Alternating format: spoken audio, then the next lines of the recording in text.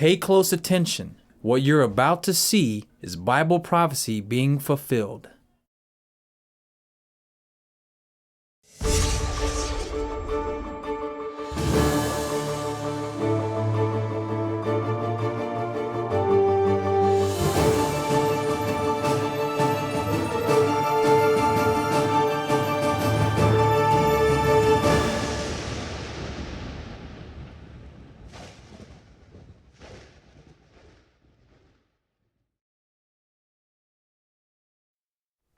Welcome to another edition of YPN News, bringing you news that relates to Bible prophecy and foretold by Yeshua Hawkins. We have quite a few stories to talk about this evening, Katan, including Israel's latest moves. Even though President Bashar al-Assad in Syria is gone, Israel is still attacking there in Syria and also wanting to control one of the most important elements in the region, the water.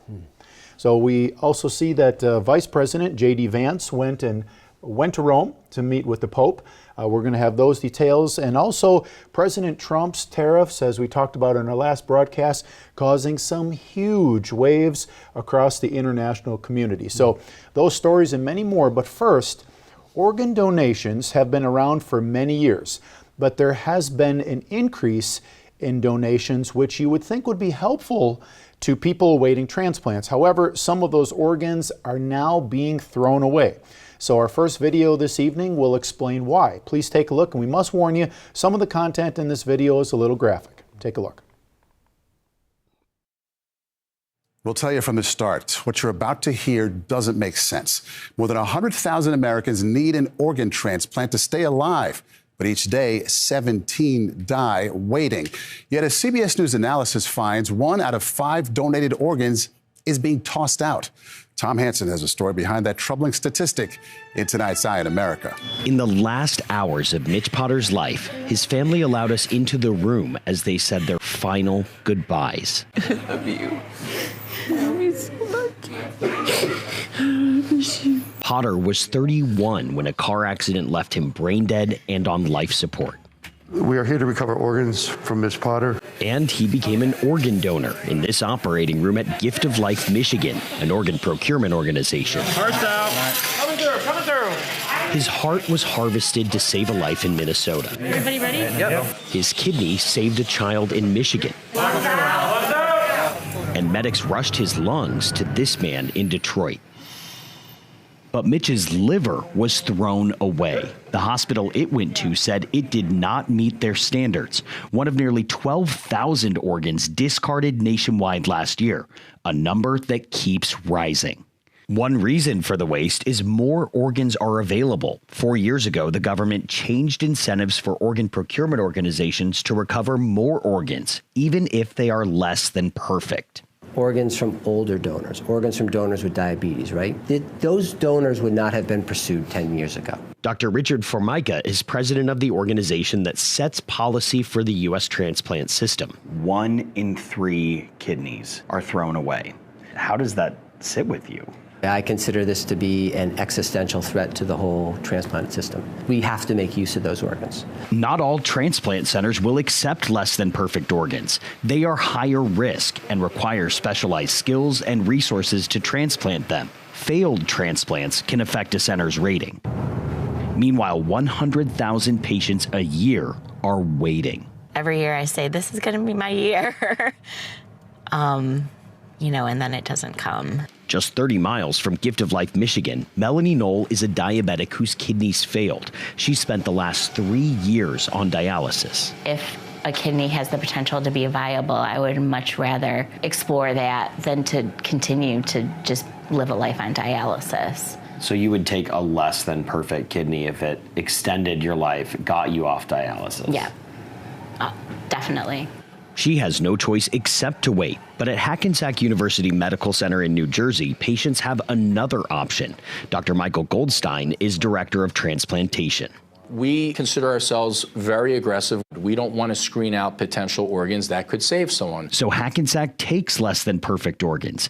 It accepts 3 times more kidneys than other transplant centers, and still its patient survival rate is higher than the national average. giving more donor families the chance to see their loved ones live on through organ donation. Families like Mitch Potter's. How do you feel that the last thing he'll do is help more people? Very proud. He's living on in other people, making other people happy and being able to continue their lives, 4 people are alive today thanks to Mitch Potter. The key now, fixing the system that kept that number from being 5. Yeah, there's a huge market for organ donation, but it doesn't always fix the problem. It gives people a little extra life, but at the end of the day, like he says, a lot of that goes to waste. So it's still an issue in the medical field. Right. Well, scientists have always pondered this question: is there life beyond Earth? Now, thanks to James Webb Telescope launched by NASA in 2021, they might be getting some answers. The telescope has been observing a planet outside our solar system called K2188, on which it has found a significant amount of 2 different gases known to us on Earth. The molecules that produce these gases on Earth are plankton and algae, which are found in the ocean. So this is, of course, very exciting. Well, Professor Niku Madhusudan of Cambridge University told Al Jazeera, quote, "We have found signs of biosignature molecules, both of which are produced equally by life here on Earth and have been predicted to be biosignatures on planets and other stars as well." The K2188 is greater than twice the size of Earth, but has a star heating it that is smaller than Earth's sun. But it is a perfect distance from the planet for water to remain in a liquid form, according to scientists. Now, in other words, it's not too hot and not too cold. A smiling professor said that the only scenario that explains all of this is one where a Haitian world that is teeming with life. So pretty much kind of like what we have here. Mm-hmm. Right. Now he goes on to explain a Haitian world is an ocean-covered surface with a thin hydrogen atmosphere. Now they believe this is the most reasonable explanation, but still remain open to other theories that could come up in the future. Nonetheless, the James Webb Telescope has proven to be able to detect biosignatures, but at 124 light years away, Katan, it's impossible for the researchers to get close enough to see for themselves. Yeah, and we definitely wouldn't be able to get close enough even with our fastest ships on Earth. Well, Sudan is facing a hunger crisis of epic proportions with no solution in sight. According to the World's Food Program, 25 million people are suffering from acute hunger. Now, this is literally the largest hunger crisis in recent history, and it is completely man-made, of course, due to conflicts in the region. Now, one mother of 5 explained, "We had to flee because of the fighting. We have nothing to eat. It's so hard on us. We need many things: shelter from the rain, protection from mosquitoes, food, and water. My child here," she said, "is suffering from malnutrition." Multiple regions have declared a famine, and the United Nations says it's not slowing down, but spreading. For 3 years, the fighting has gone on in Sudan, but sadly, this is something that the rest of the world has grown to see as part of life. And no matter how much worse it gets, it seems there is greater apathy for the situation, as nothing changes in the amount of aid or assistance that the Sudanese are receiving. Tough situation. Mm-hmm. Well, how are the tariffs imposed by U.S. President Donald Trump affecting the U.S. and others? Now, this next video, courtesy of News 18, sheds some very informative light on this new market shakeup. Take a look.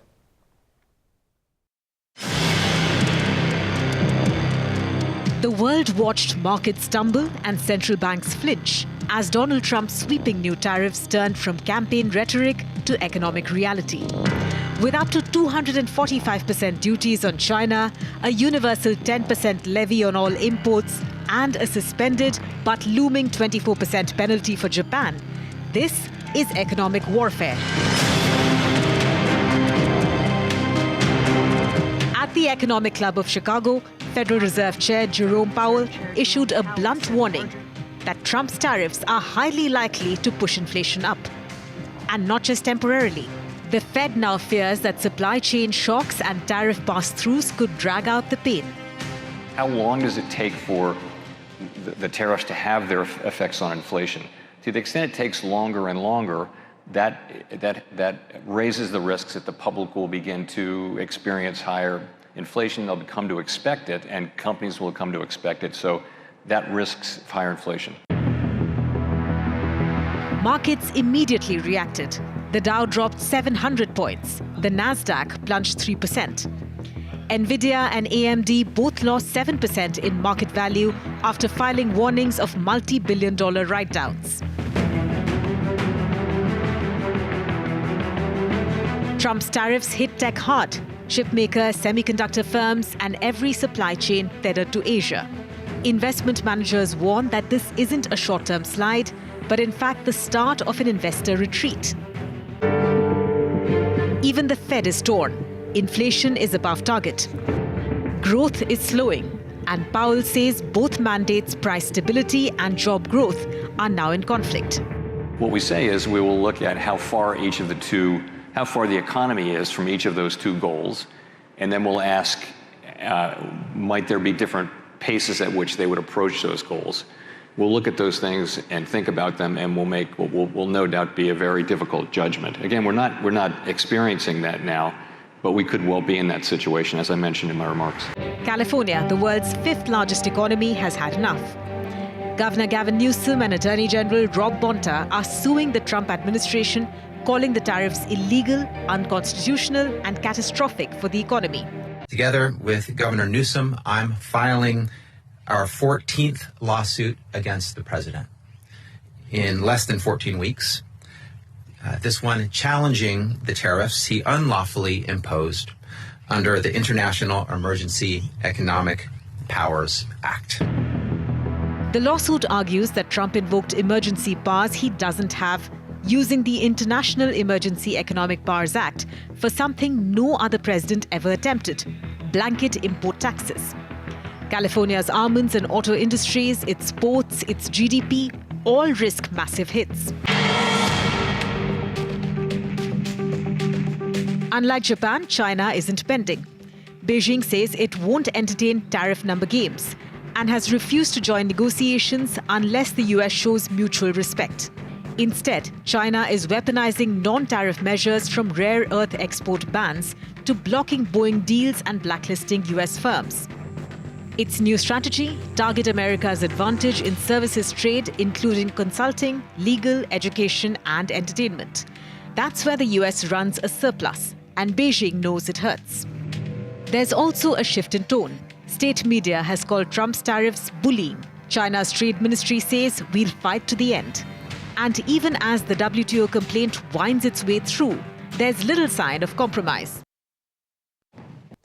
Yeah, these tariffs have not only people here in the United States, but other countries up in arms, and they're kind of wondering, are we going to get to a point where we can kind of soften these things? Because it is definitely going to affect the global economy. Right, but it seems like those countries there too, China, Japan, they're not going to be, they're pretty much taking a very tough stance and saying, it doesn't matter, we're going to keep going and we're not going to let this affect us. That's right. Well, U.S. Vice President J.D. Vance has traveled to India and in Rome. Now, his travels were to span from April 18th through 24th. Now, when he was in Rome, he was welcomed by Cardinal Pietro Parolin, which is, of course, the representative for the Pope who welcomes distinguished guests when the Pope isn't able to. Now, Israel has continued to attack in Syria, even though the former Assad regime is no longer in its power. Now, another reason might be the cause, liquid gold, but not the crude kind, water. Also, Israel has plans to expand their territory, and it's being worn in plain sight. So take a look at our next video for you. Israeli forces are on attack in southern Syria, and more families already traumatized by war are on the move. Israel says its military operations are for its own security. The death toll has been steadily rising. But Syria isn't attacking Israel and says it won't. So what exactly is Israel trying to secure? And why was one of its first military objectives almost immediately after the fall of former President Bashar al-Assad in December 2024 a dam? And I want to talk about water as a strategic aim and as a weapon of war.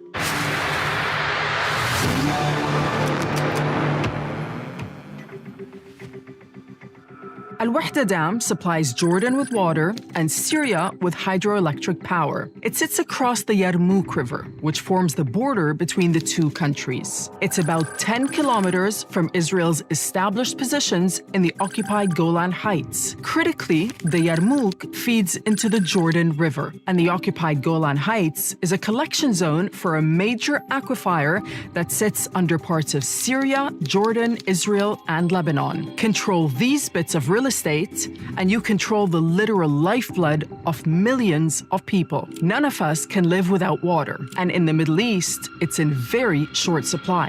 Now consider Israel's ongoing military operations in southern Lebanon. The stated aim is to make its enemy, Hezbollah, well, disappear. And to help do that, they destroyed this pumping station in Wazani. It's among a number of water processing centers to have been damaged. On top of that, poisons from Israeli munitions are leaching into the water supply. Israel basically is in physical control of water resources that affect it, Syria, and Jordan, as well as in, if you will, indirect control of water resources in southern Lebanon through military might. That entire area now, hydrologically or hydraulically or water-wise, whatever you want term to use, is under Israeli control. Here are the facts on the ground. This line shows the catchment area for the Jordan River. When Israel illegally occupied the West Bank in the 1967 Arab-Israeli War, a lot more of the basin came under its control. Its current military activity here, and here is giving it even more. But if we're shocked by any of this, well, we probably shouldn't be. After the end of the First World War, the World Zionist Organization went to the Paris Peace Conference in 1919 with a proposal for Israel with, shall we say, ambitious borders. They wanted large parts of what is now Lebanon, the area of Syria that Israeli forces are currently occupying, all of Gaza and the West Bank. Israel is currently occupying both. And on top of that, they wanted a large slice of Jordan, almost as far as Amman. Israel's first Prime Minister, David Ben-Gurion, always believed Israel's northern border should have been marked by the horizontal southern section of the Litani River, which over the years, Israeli forces have rolled up to again and again. And as we've pointed out before, there's another map out there that shows the true ambitions of some Israelis. Even soldiers wear it as a patch on their uniforms. They call it Greater Israel. Greater Israel takes in all of Lebanon and Jordan, most of Syria, plus a large chunk of Egypt, Iraq, Kuwait, and Saudi Arabia, even a tiny bit of Turkey. In this geopolitical mix are also accusations that Israel has been using water as a weapon of war. For example, Israel cut power to Gaza at the war's start, which wrecked the output of the Deir el-Balah desalination plant. On top of that, Israeli attacks destroyed 30 wells. Human Rights Watch accuses Israel of killing thousands of Palestinians in Gaza by denying them clean water, which it says legally amounts to acts of genocide and extermination. And while conflict might not be the cause of some of the region's water problems, it sure is an obstacle to finding a solution. Take the Dead Sea. Its level has dropped by 1 meter a year for decades because of irrigation projects and other water needs upstream. What we can see here is just a pier that stood here about 40 years ago, and see where the pier is and where the water level is. So we are in actually a disaster zone. The Dead Sea is here between Israel, the occupied West Bank, and Jordan. Its water comes from the Jordan River. The river once brought 1.3 billion cubic meters of fresh water every year into the sea. Now, it brings only about 100 million cubic meters, most of it containing agricultural runoff and sewage. To turn the tap back on and get water flowing back into the Dead Sea requires urgent cooperation between nations. That requires goodwill, but with the war on Gaza, as well as Israeli military action in Syria and Lebanon, goodwill in these parts right now is in very short supply. Yeah, well, Israel is definitely creating a lot of enemies right now. And as we see more and more people suffer, it's going to kind of put them a little bit more on the hot list from the international community, at least. Right. And you know that, as they said there, it's going to take like a cooperation of the nations in the area to come up with a solution, but obviously we're not seeing any cooperation. So, that's going to be a tough one, and the water is so necessary to everyone around there. Looking back at these articles where the people don't have enough food, it's going to be the same. Well, it is already the same thing with the water, and now they're going to be suffering in that regard as well. That's right. Well, the continued blockade in Gaza for humanitarian aid to thousands of displaced families is causing much stress on both the humanitarian organizations and the men, women, and children who suffer the brunt of this struggle. Well, as a result of Israel's 6-week blockade, many are on the brink of starvation. The blockade cuts off not only humanitarian aid, but also food, medical supplies, and water. One man, Yusuf al-Ayla, the director of the Al-Nada camp, works continuously to see to it that everyone in the camp, which is host to about 350 displaced families, gets something to eat and drink every day. But he said it's difficult. Mr. Ayla said that it's more difficult to get food due to the rising prices, and water is difficult to come by due to the Israeli forces destroying all the wells in the area. One of the displaced men spoke to Al Jazeera concerning the camp and said, quote, Al-Nada camp helps us to find shelter and get food and water. The situation is very tough without this camp. I wouldn't be able to take care of my family, end quote. Well, the UN has called on Israel to allow life-saving aid into Gaza, a plea that the Israeli government has continuously ignored. Officials for aid groups have said that the little supplies they have been able to receive is by no means enough and, of course, is running out quickly.